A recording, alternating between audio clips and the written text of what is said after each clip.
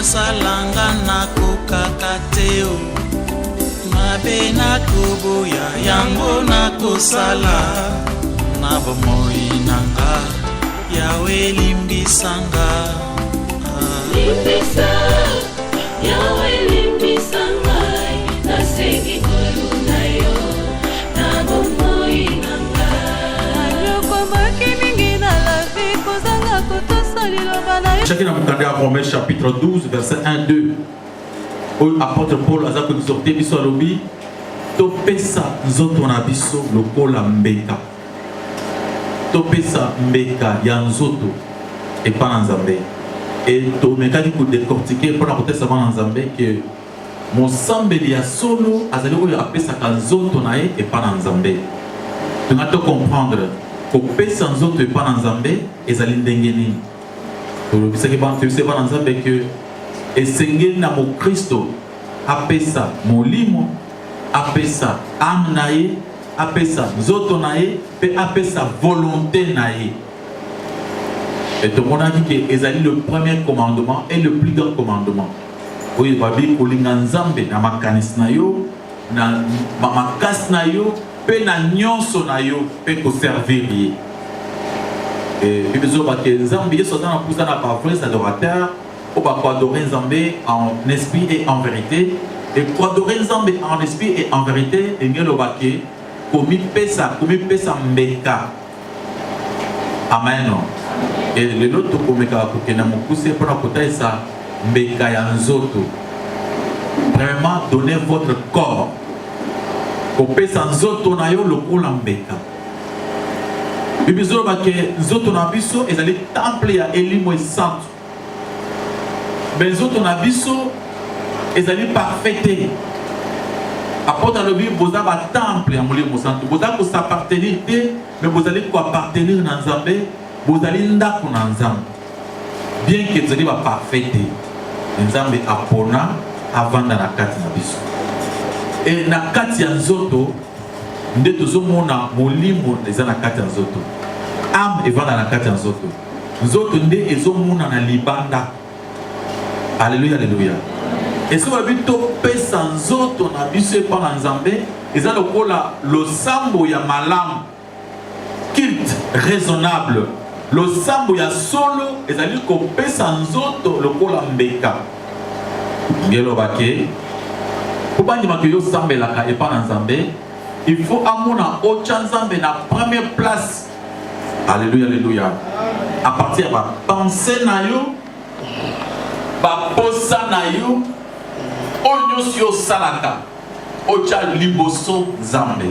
Nzambe azwa place à liboso. Nemba lobi tuli Nzambe na motema na biso na makanisi na biso na mobimba na biso nyonso tomi pesa epa na Nzambe. Alléluia. Maboko makasi pour le Christ.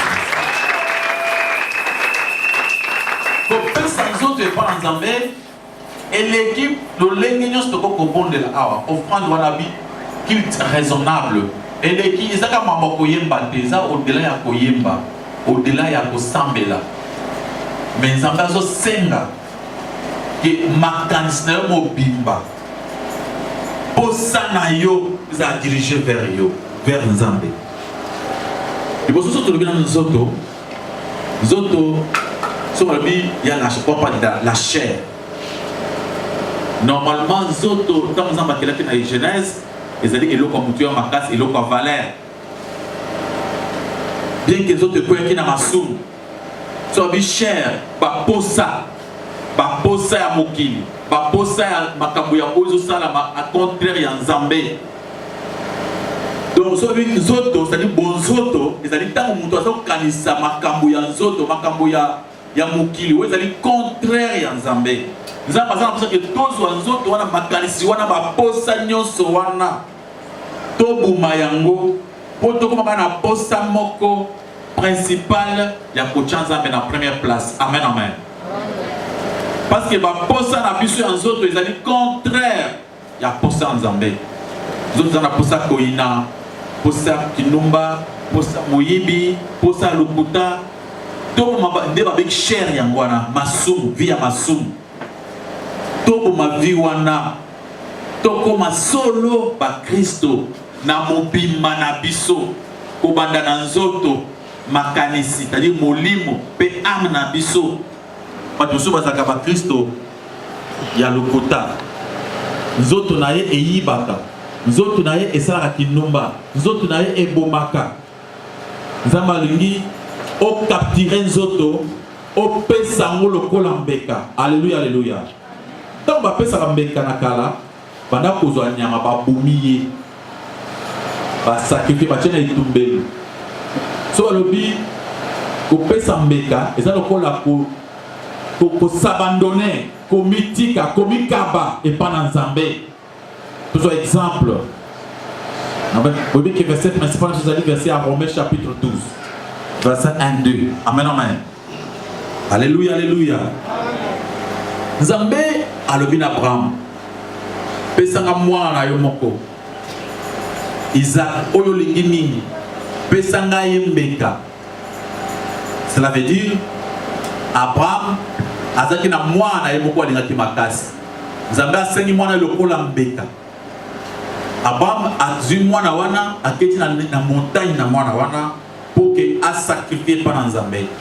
Il veut que Abraham azaki mwana komaki na point ya kotia ye mbeli na motema. Nzambe a déclaré pour atika. Et il y a que offrande Abraham a pesa Israël dit eloko ya mutu ya makasi na nyonso ya zakina. Amen, amen. Comme pesa mobimbe pa na Nzambe, comme pesa zo transfer pa na Nzambe, ça veut kozwa mutu ya na yo. O ya valeur pa na yo. Au sacrifice mo pa na Nzambe. Il dit o nyonso sa o tali o ya mutu ya wana. Valeur o makambo yo mulisa na tina wana. Au sacrifice mo e pa na Nzambe. Maboko makasi pour le coup na kolosonsi. Apôtre alobi eza lokola culte raisonnable, offrande, sacrifice, où ils en ont pas mort.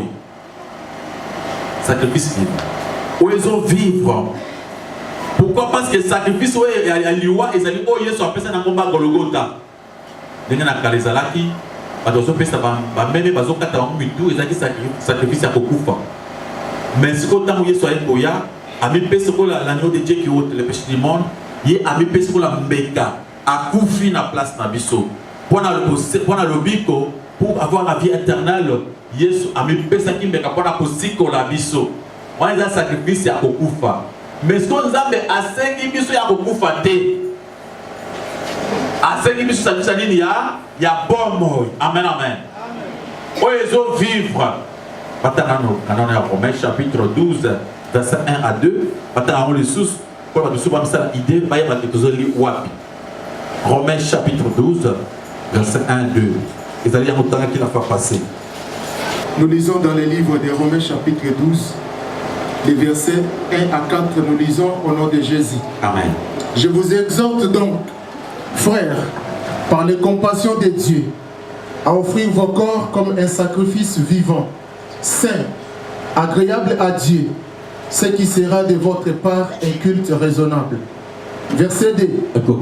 Offrir vos corps comme un sacrifice vivant. Il y a beaucoup de fois, il y a pomo. Au Pessinzan de Mbeka, oh, ils en ont pomo. Zambé beaucoup à ça, parce qu'ils sont Mbeka, qui est aliment qui moi n'a pas coupé les coulous. Mais si on a 5 ans Mbeka, il y a pomo. Il dit, oh, vivre bon Zambé. Oh, kabavi na yo. Na lo lenge ya bana Nzambe Nzamba kumsuba sambe la kawa mais autres nae ils allaient instrument ya impudicité assemble la kawa autres nae ils allaient instrument ya mensonge assemble la kawa autres nae ils allaient instrument ya makambo songolo pakala ya kobuma kosala makambo songolo pakala ya kotongela Nzamba lingi zoto ya yo ezala instrument oyo ewanda kotalisa justice kotalisa bonzambe sofa mona bonzambe bamona ngo à travers yo monoko na yo ezali instrument ya nini. Amen, amen. Bene me soki tolongoli nzoto na makambo na Nzambe tokosala mbote mpona teya azali employer monoko. Monoko ezali nzoto nanga. Amen amen. Parce que ezali instrument ya prédication. Et tant que yo otelema quelque part pour la koloba mabe na bato. Vous allez utiliser quand nzoto. Zamalingi nzoto na yo eza pour la koloba mabe te mais pour la koloba malam. Amen amen. Instrument ya bénédiction. Ce que fongoli monoko na yo ozo bénir mais ozo maudire te. Alléluia alléluia. Le tomoni ba comme ces autres instruments ya bilakeli mabe na ba église. Donc maintenant on passe que les amis makabozo se répéter chaque fois que bibi awa na mitu ba bazo sambela pendant que ta kozo mananda.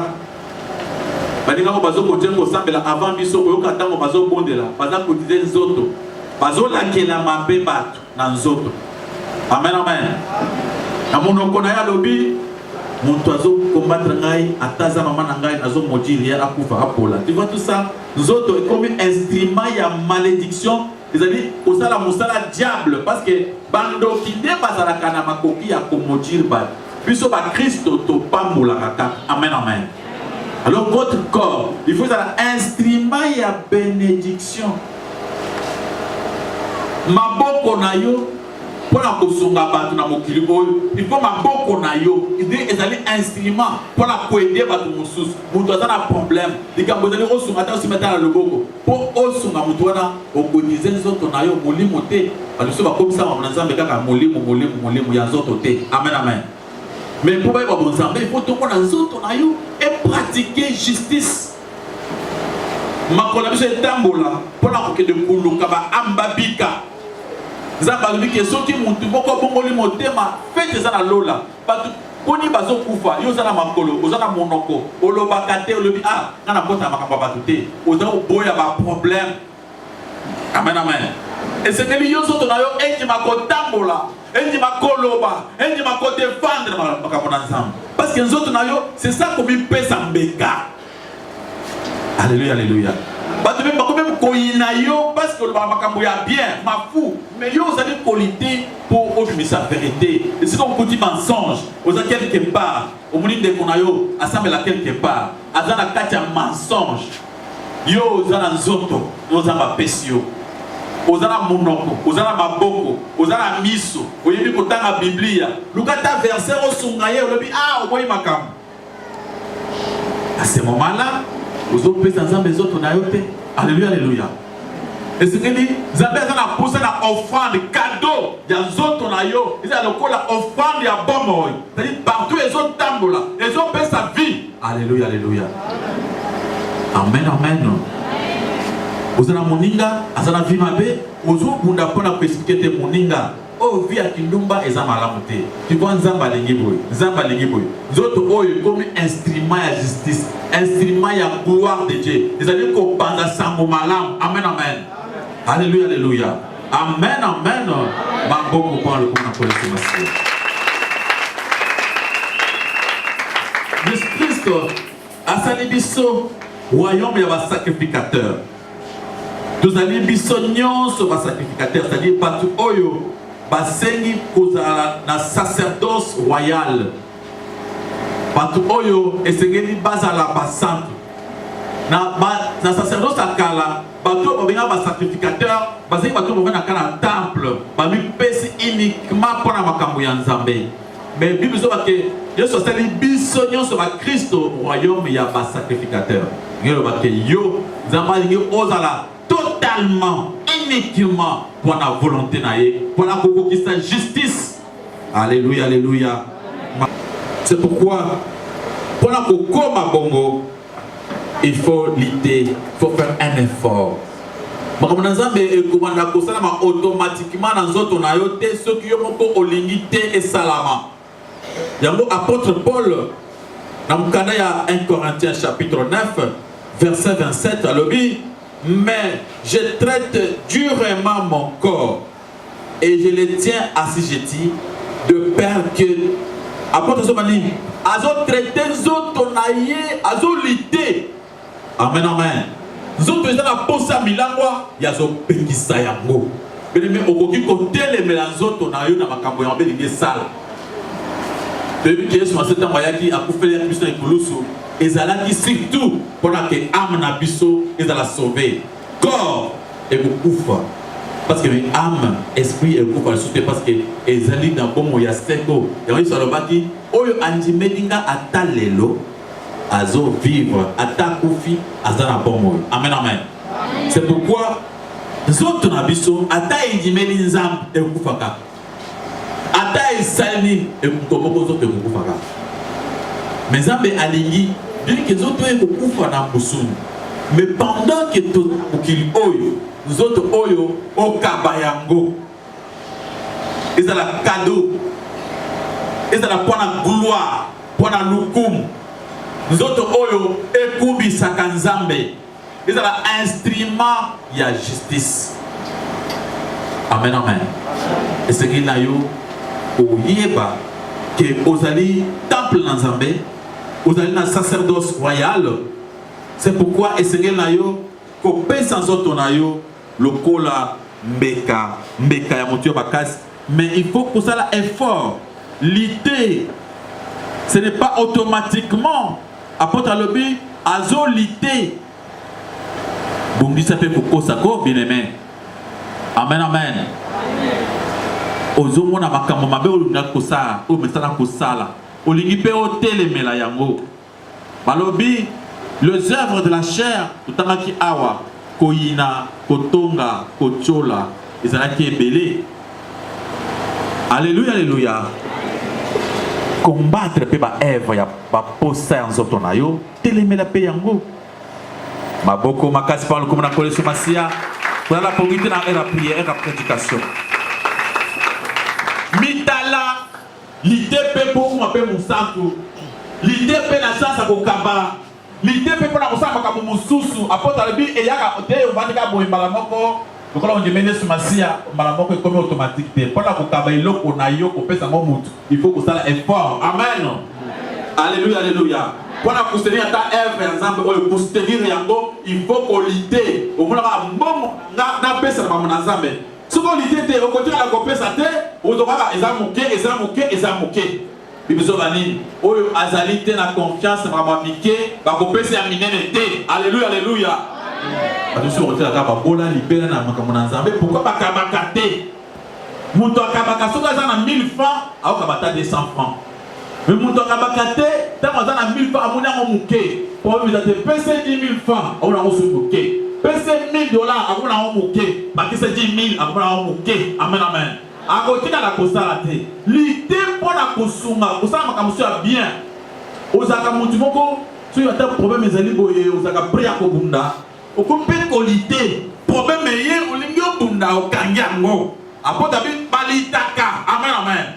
C'est ça le combat de tous les jours. Osons combattre pour dire la mort en Zambé. Le mieux agir ma belle mais au Kangi, au bizoto et au sala bon côté, zoto et comme pour en Zambé. Monoko et pour la que la maman bête, pour la maman bête. Il y a un monoko pour la copambola, pour la tombola, le goum et pas en Zambé. Amen amen.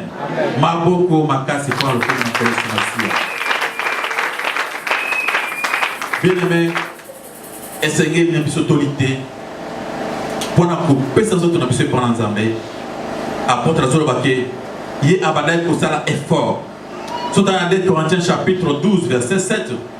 Apôtre Albinini, Zambé écoute après ça qui écoute problème maladie. Après ça qui est maladie pour que apôtre alunga lolendo. Pour que lolendo est en attaque na été. Bien aimé, et ça n'a pas mususu. Zambé asala kapo ke muto akoka, muto asaela ye, muto ami pesa na makabona ye. Donc quand on dit qu'il y a dans 2 Corinthiens chapitre 12 verset 7, apôtre était un homme de Dieu. Mais pour que nous autres n'ayons koka pour mon lola, Dieu permettait que des fois pour na makamas.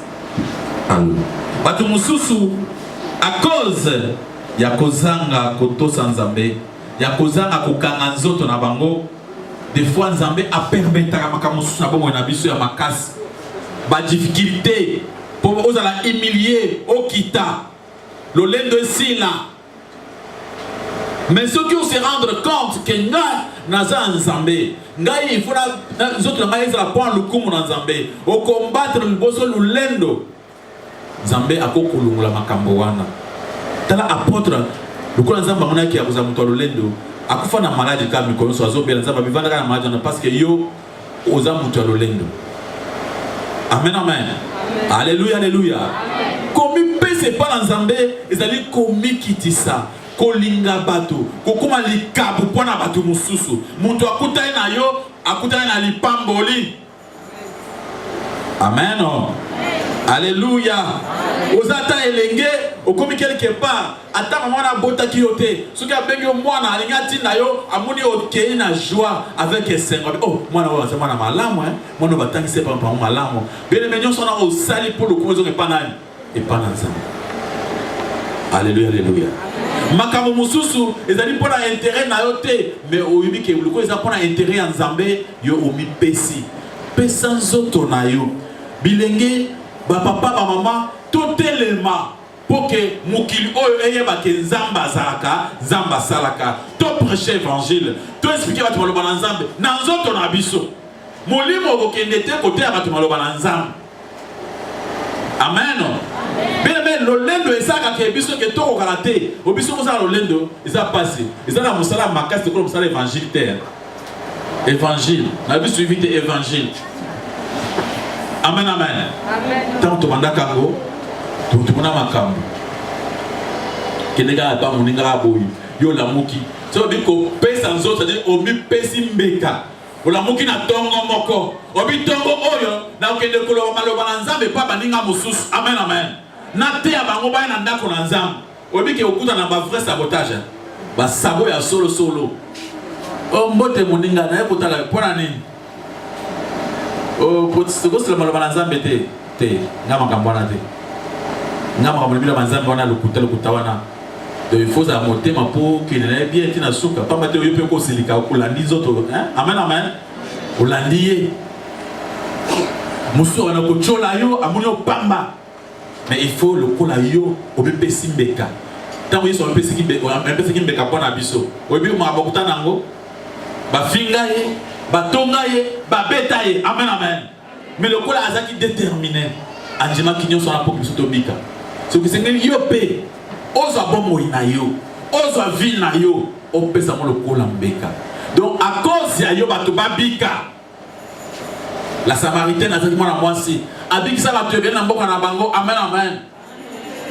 Donc yo pe koko telema oko défendre l'évangile oko koloba de la part de Jésus-Christ bate bakoko kola ki solo Yesu azali asalaka a partir ya mbongo na yo a partir ya bolingo na yo a partir ya ba visite na yo kotala baninga mosusu. Alléluia, alléluia. Muntu moko bobota mana ete boyeba une famille te avant di boza na hôpital amuni yo koti oyo kotala ye yo zanani nazala mutu asambelaka na sepeli ya kotala ye obéissez le solo le corps la vie c'est notre temps kopesa ngonga na biso et pas mutu mususu obéissez le solo mutu na komi a santé un peu à l'aise parce que yo zo sur le saye mais en réalité aye bioté on a intérêt ata opesi ata le wazo sur le pelobité. C'est-à-dire, les autres ont comme le kola nzambe yemoko ake ko visiter muntu na tango ya passe. Amen, amen. Pour ba komona nzambe te, ba komona nde biso. Si pour pas toi na nzambe azalaka, il faut mona à partir ya yo. Bien aimé, et donc nous avons sengi yo. Ba bi eleki ba kitu mususu. Ya munene mobimba na yo. Donc ce que moni mutu aza frère. Abunda bamba. Est-ce que ça peut se faire dans Zambé? Ou alors tu vas confier les habitants de bateau. Alléluia, alléluia. Mon doigt frère, Afrique va pas bamba, assemblée là. Ce qu'on appelle sur mi balai au fond de la quitte. Azana maloma makasi pour la confine. C'est-à-dire, nana pesi mon ne pas dans Zambé. Alléluia, alléluia. Tout le temps, nous avons au comique au Sambel, au Yibarakak. Nano pesi maboko epa na nzambe te amen. Et c'est ngeli opesa mobimba muyibe kosa la kuyiposa koyiba menga na ko inzoto na koyiba to ko posa koyiba bimaka so yiba menga na ko chalo boko te monoko eza na posa koloba yo lobi olingi oloba mabe ana oloba te yo mokasi bimaka soba ngai moko nzoto na pekisi nzoto yango mpo eloba soki olinga pouvoir moko ezoti na osala likambo osokola mabe ozoboya apôtre alobi eza bitumba balitaka yango soki otali na mokanda ya Romains chapitre 7 okona apôtre alobi posa ya kosala bolamu ezali me nayoki mabe moko posa moko nomoni kaka soki nasala bolamu na sasali mabe adi posa mosusu eza na kati na ngai olingi elekela ngai telemela posa wana amen amen ya koyinaina bato fo kotelemela yango obi okomi mokristo okomi mwana nzambe olingi osala bolamu posa moko ezobloke yo il faut kotelemela yango kokombatre yango balobi yo il faut obuma posa wana ekufa so ekufi sikoyo nde opesi nzoto epa na nzambe ntango nani David azoka problème ya mwasi ya bato ntango basi abotaki mwana nzambe atindi prophète Nathan mpo alobela David babe na ye asalaki David komona likambo asalaki ezalaki monene David amonaki offrande ako kopesa epa na nzambe te atalaki amonaki nini ya kopesa nzambe mpo ke nzambe alimbisa lisumu na ye okomona David azoloba bi eloko nzambe alukaka ezali ba offrande te ba sacrifice te ya banyama te eloko nzambe azoloba alukaka ezali motema oyo emikitisaka motema oyo ezomipesa ezokweya na makolo ya nzambe amen amen nzambe atika jamais koboya yango komipesa nzoto na c'est-à-dire kolinga otikala obéissant obanda kobéir la parole de Dieu obanda kotosa kotambola kaka na volonté na nzambe kosalela oyo eza maloba na nzambe maboko makasi mpo lokumu na koyesu masiya milolo milolo milolo dans la psaume 51 verset 19 oh Dieu tu ne dédaignes pas un cœur brisé amen amen nzambe akoki jamais kodédaigner motema oyo emikitisi ntango roi Saoul azalaki na pousse akopesa basacrifice ya minene bambeka pendant que motema na ye nzoto na ye nano apesaki yango nzambe te Esaïe alobi na ye c'était prophète Samuel alobi na ye alobi nzambe aza na posa te ya bato bapesa ye biloko kaka mais eloko ya liboso nzambe aza posa mutu nani mobimba amipesa epa na nzambe amen amen mutu amipesa epa na nzambe aza mutu kaka apesa mbongo te aza mutu liboso apesi motema na ye amen amen amipesa mobimba na ye epa na nzambe nzambe liboso aza na posa na yo après les choses après alléluia alléluia tout ce nzambe toko to sur mobola moko baza na passe non nzambe aza na tout aza na posa yo koma na yaye mobimba na yo makanisi na yo baposa na yo ya kitoko volonté na yo dans le cas surtout pour la makambo na nzambe et le reste wana ko pesa ye mais tant que yo moko na uzala nzambe te olingi nzambe te osambela kapona formalité motema na yo elingi nzambe te engelo banini tango yo ozo continue kosala ba vie mususu en dehors ya makambo na nzambe vie oyo ezali contraire ya maloba na nzambe vie oyo etali désobéissance à la parole de Dieu est-ce que yo lingi nzambe amen amen muntu alingi nzambe akobéir akoki jamais kodésobéir na parole ya nzambe ayebi ke nzambe alingi boye akosala yango nzambe alingi mais ntango yo ozokende kosala makambo oyo eza contraire ya volonté ya nzambe c'est-à-dire nana opesi nzoto te ntango nzoto ezokende kosala vie ya kindumba nana epesami epa na nzambe te nzoto ezokende kobunda ezokende kosala mabe nyonso pembeni ezali nzoto oyo emipesi mbeka epa na nzambe te esoki opesi nzoto na mbeka epa na nzambe apôtre alobi comment kozwa membre ya corps de Christ comme ça membre ya kindumba ya désordre alléluia alléluia babi tozali corps du Christ tozali nzoto ya Yesu biso nyonso Yesu azali mutu mais ndenge ozali wana ozali partie ya Jésus Christ comment ozwa partie ya Jésus Christ wana nzoto wana ya Yesu comme ça na kindumba na makambo oyo ozolinga osala yo moko amen amen. C'est pourquoi mon frère, ma soeur, esengeli oyebake kosala culte raisonnable ezali kopesa nzoto osambelaka oza frère oki posa ya kosalela nzambe eza problème te okosa oza na posa wana te nano olingi mpe nzambe te poso olingaki nzambe okoza na posa mibale te mbala moko amen amen alléluia alléluia babi nzambe alingi opesa ye sacrifice apa moi lokola Samuel alobi kotusa nzambe eleki kopesa banyama na biloko nyonso nzambe alingi bomoi na yo que ta vie ezala kokabe pa na nzambe vie na yo ta façon de se comporter lolenge otambolaka emonana na bonzambe na kati okozwa lepamboli na nzambe alléluia alléluia babi kiti oyo ezali raisonnable ezali ya parler en langue te sans interprétation église na biso eza na milimu wana babi apôtre babi kiti fozala comment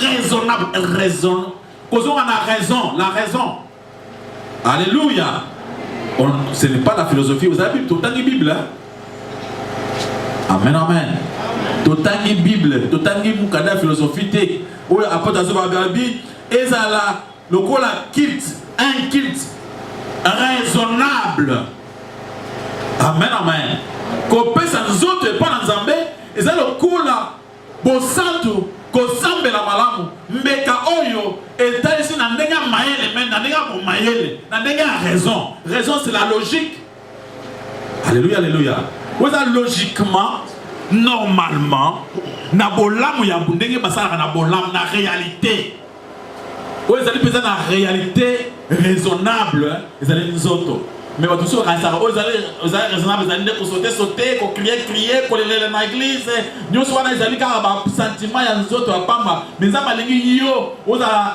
raison ozala la raison mpona koraisonne pesa kiti nzoto na yo monoko na yo ekomi mpona lokomo na nzambe monoko ezomodile batima mikolo nyonso kawana kakufa kapola eza monoko ya mabe ezoservir satan alléluia alléluia monoko oyo makanisi oyo ezoyinaina ye penza oyo eza makanisi ya mabe ezotosa satana ya biso eza makanisi ya bolingo amen moto wana asali na mabe ya nasepe ete me nzambe elimbisa ye ye fo abongola motema nzambe fo osalaki ayeba yo abongola motema ce n'est pas akufa apola akufa yoka prière moto azosambela azobuma bato akomi na molimo ya ndoki azoyeba te ya biso nzoto ekoki komodire te ya biso maboko eza mpona koboma te kotangisa makila te ya biso makanisi ezali mpona kotrike bato bapiège te alléluia alléluia fozala makanisi ya malamu soki otyeli moto makanisi ya mpona moto wana aresir soki osambeli mpona moto ata aza enemi oza na pusa abongola motema akoma moto malamu. C'est ça, un culte raisonnable. Munzoto nyonso ezo pratiquer eza lokola nzambe ye moko nde aza ko agir. Nga apôtre lobi, ce n'est pas moi qui vis, c'est Christ qui vit à moi. Tu laisses ses corps à Jésus-Christ. Ye moko azo nzoto à se servir nango. Alléluia, alléluia. Maboko makasi kwa lokola na kolosimasi. Alléluia, alléluia. Kopesa Nzambe nzoto na biso ezali komika ba mobimba epanaye kozala ya Nzambe na makambo nyonso ozosala kolinga kotia Nzambe na première place misala na yo bozwi na yo esala mingi pour le komo na Nzambe kopesa Nzambe bomoi na yo nzoto na yo ezali kokoma propriété privée ya Jésus-Christ. Amen. Bible le bien abisso, vous allez vous allez moisi. L'église, vous allez moisi. Sur le bim moisi, c'est-à-dire église mobimba aye moisi moko. Amen, amen. Apôtre Paul le dit, je vous ai fiancé, na fiancé oyo comme on a Jésus-Christ. Nazo banga bobanda kobisala kinomba na satana. Et le kotomona kana mukizaka passe et pas mobile. C'est ce que mobile a remarqué que moi si na ye alula kamibali mosusu. na motema na ye azana ndako ya libala makanisi ezaka libanda epa mibali mosusu so mobali ayebi bongo vraiment akoya jamais kopesa mwasi na merci oza mwasi malamu mpo ozolola mibali mosusu eza bongo donc soki ayebi yango mpenza bien libala ekokufa akokoboya ye libela akokoyina mpe ye Yesu afiança biso tozwa corps na biso ntango moto afiance mwasi abali mwasi eza mpona mobimba ya mwasi wana ekomi uniquement mpo na ye amen mais Yesu spirituellement aya apesi makila na mai amipesi mbeka andimi liwa mpo ke biso tokoma mwasi na ye amen amen mais yoza mwasi ya kindumba oke gauche oke droite balingi bongo te yango nzambe aza na pusa ozwa nzoto na yo mobimba amen amen ekoma uniquement mpo na ye na sens spirituel alléluia alléluia amen amen bayembelaka bolamu ya mwasi na comportement koma atosaka mobali na ye soki mobali ayebisaki ete kokendaka kuna konda babar te apa mobali ake voyage ye azaka na babar est ce que mwasi wana atosa mbala amen amen c'est-à-dire mwasi oyo azwi nzoto na ye apesi mobali te azokosa c'est-à-dire biso mpe soki yesu alobi na biso tosalaka boye te mais yo kaka ntango na biso bato oza na bibele wana ozotala omoni bato baza te oke osali bongo c'est-à-dire ozali opesi ye nzoto te amen amen yebake mobali ntango ayebi ke mwasi oyo aza na makanisi mabe abimaka libanda ntango asengaka ye mbongo oyaka tiaka kopesana mbongo omoni akopesa mbongo mpe te na ndenge ifale apesa yo akomi kopesa yo nako mwasi oyo mwasi malamu te ndenge yo osalaka obipesi mwana nzambe obimi libanda awa mwana satana oyawa nzambe pesa ngai nzambe mpe defois azomona mabe yo mpenza okaka mosusu animali mosusu wana sipe eza apiragina malamu bongo te mais soki nzambe amoni yo mokwasi malamu honnête alleluya alleluya oza molangi ya pembe oyo eza libanda nde ya solo yo moto mosusu ozomona ye libanda boye moto mosusu mais na kati eloko mosusu yango balobi tomikaba mbeka lokola ntango babalaka mwana mwasi epa bakote so babali mwana mwasi akomi mbeka mobimba mpona mobali wana amen amen c'est comme ça nzambe alingi lokola biso lokola mwasi na kristo tomipesa mobimba epana jésus christ donc totia jésus christ à première place maloba ya yesu kaka maloba mobali na ngai alobi mobali na ngai alinga bongo te mobali na ngai soso asali bongo akosepela te yango emonaki mwasi oyo azali mwasi ya libala oke soki mobali avandiki kipa abeta tolo nazala mwasi malamu soki nayebisi likambo asalaka ka ndenge nayebisi ye mais soki ozala na badrible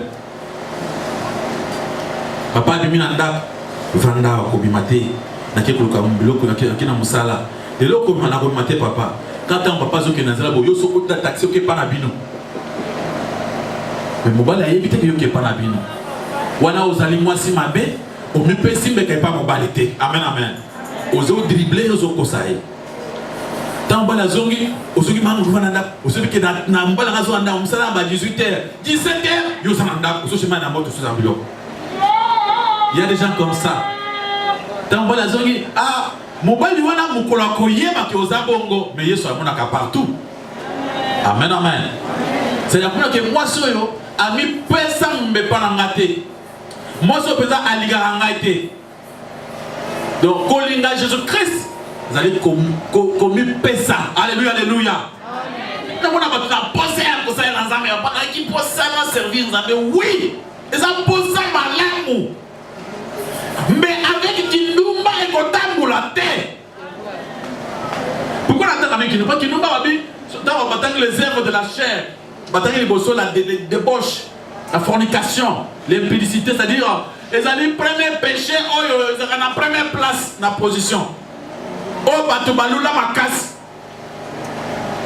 amen amen oyo bato mingi balula péché moko compliqué lorsque nzambe azomona ke mutu olingi oservir nzambe omoni ngai ndenge azoprêche booluli ngai pasteur azoprêche kitoko ngai mpe nakoma nasimba micro ngamanda koteya oui nzambe asepeli na yo mpe oteya kitoko amen amen mais okoki jamais kozala na libanda oyo obimaka boye te so okomi bongo c'est-à-dire au PC autres na oté oye pour détruire musala na ye. Amen. Au moins na zo prêcher boy mukolo yo kokanga na coin mandande ya mabe okoko tika na kosambela oui ou non? Bah non, bah trop le quota. On a passé le chat. Ah ça va vivre. Na tiki kosambela va pas tout ça va vivre, ça va vivre. Dire ça dit pour na ça va na poussa le coup na olingi hôtel voisin yo na no kokana no. Amen amen. Yo ki hôtel voisin le hôtel voisin lobby. Lobby est pas na yo ma kofi bandi. Mo ba le bika pesa na mai na tira na douche yo pe le kisi. De ko zo pe ma tira na douche. Mais chérie, pour dire là-bas, au bandit bitumba wana, au bandit incompréhension, vous comprenez. Au qui t'a raté, mbala mati yo mati. L'objet qui n'a aucun voisin. Les bandits m'a confié. Après le bin a dit que va m'baya ressemble la tête. Bah voilà ressemble la tête parce que yo moko, vous avez un comportement mabé. Amen amen. C'est-à-dire avant on était à Batou et c'est quand là yo on la mbeka. Bah kouyate. Otaki le moninga fana libala malam wala le bina munoko fana libala malam oui yo e pana yo ovanda ka malam te oza so bote compensation na bote on peut ya ko bala bibo yo zo misuboy bon qui l'état 2 heures du temps et zo silaté mais les gars simple ya boka no chéri limisanga la kola na mutu zo kana te kasi na sengi boli misna mi kitira te. Mais c'est ça. Mais après, on a Yesu nangaye. Non. On lui dit Jésus-Christ malade, mais Zoto na yo, je peux ça aider. Yesu a le bien femme, ça comment soumise. Tu n'as pas raison.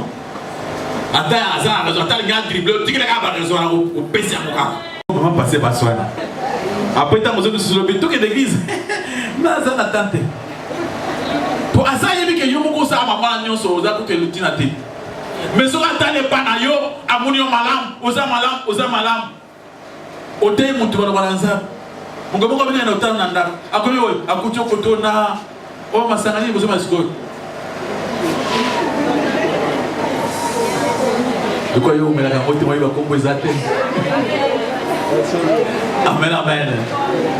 De yo moko ozali ozomela masanga. Tant que akuti ozomela. Mais c'est ça pour mon voisin qui connaît la bouteille. Vous ça ta vera mela. C'est comme une tasse que mon toana masanga abunda apoatika. Akuti yomoko yambina akuti anda kuna omelaka. Ça va que bozara ndenya moko. Il faut mon toana na bosantu boko boina ndambo epana yo. Alléluia alléluia. Mon toana boyo aswani si yo amoni maîtrise epana yo.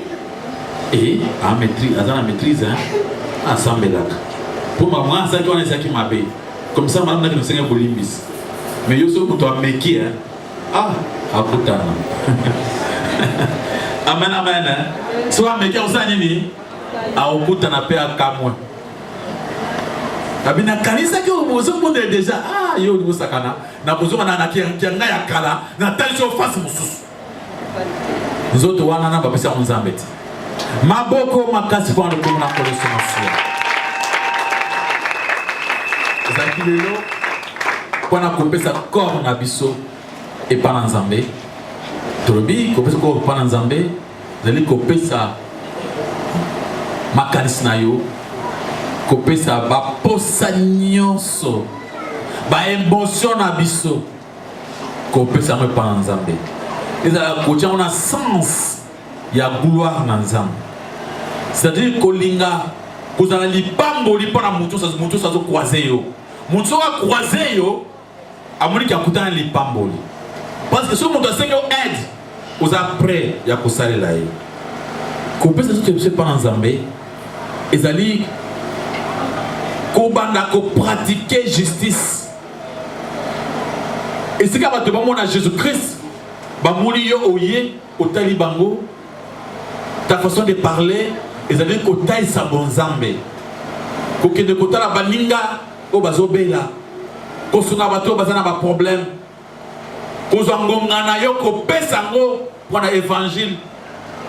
Na côté a suivi. Kozana ba débat na baninga, na munoko na yo po ke bayeba makambo na Nzambe adi nzoto oyo ekomi cadeau ekomi kobikisa ekomi lokola Nzambe akiti asala mosala na ye Nzambe apambola yo bondela mpona kotala soki ya solo yo osi omipesi epa na Nzambe Yawe limbisa ngai nasengi koluna yo na bomoi na ngai limbisa Yawe limbisa ngai nasengi koluna yo na bomoi na ngai malamu nalingi nasalanga nakokaka te mabe nakoboya yango nakosala na bomoi nanga Yawe limbisanga limbisa